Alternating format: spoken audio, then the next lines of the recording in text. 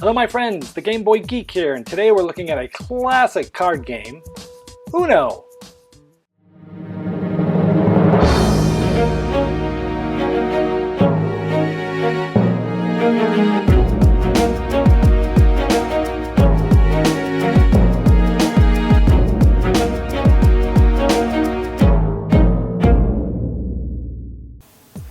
Alright, again, Uno is ages 7 up, 2 to 10 players. Everybody gets 7 cards dealt, and then the person to the left of the dealer gets to go first, and you go in clockwise manner.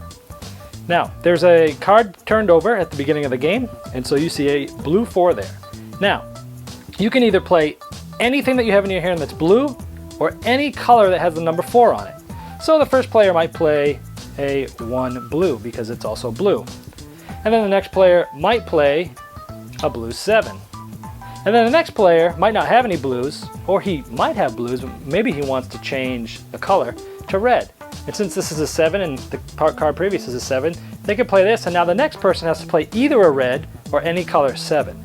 Now if the player cannot go, he must draw cards until he can go, and then throw the card down. So, now those aren't the only cards that are in here, numbered cards. There are some special cards, so let's take a look at those. Okay, for the special cards, we're going to start up at the top left, and that's a wild card. Simply, you can play this card down and just name any color, and then the next person gets to put the first card down of that color.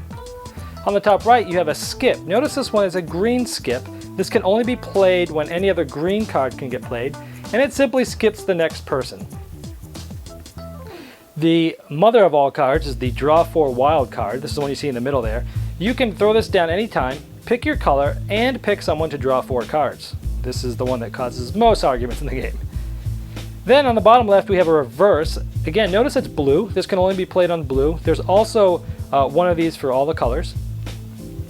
And so simply this makes it go the other way. So if the next player was typically going to be the player on your left, now it's going to be the player on your right, and vice versa. And on the bottom right you have draw 2. Also notice it's red. There's one of these for all the colors. And essentially you get to pick somebody to draw 2. Now this method just continues on until the first person that has no cards left is the one that wins the round. Now, there's one special rule here, is that when you get to 1 card left, you must say Uno, as in 1. And if you don't say Uno and someone catches you, you must then pick up 3 more cards and miss your turn.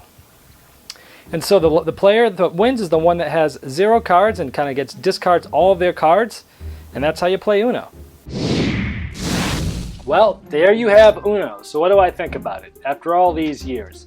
Well, let's see what I like about it. First of all, it's very easy to teach. You can get a bunch of people who have never even heard of Uno, which they must be on a different planet if they never heard of it. But you can take anybody, maybe even a foreign exchange student that's never heard of Uno. Take them in front of them, teach them how to play it, 5 minutes or less. It's a very quick game to learn. No knowledge needed, no special skills needed. You can just get a game up and going really fast. And it's very easy to play. So the accessibility is huge because you can pretty much play it with anybody.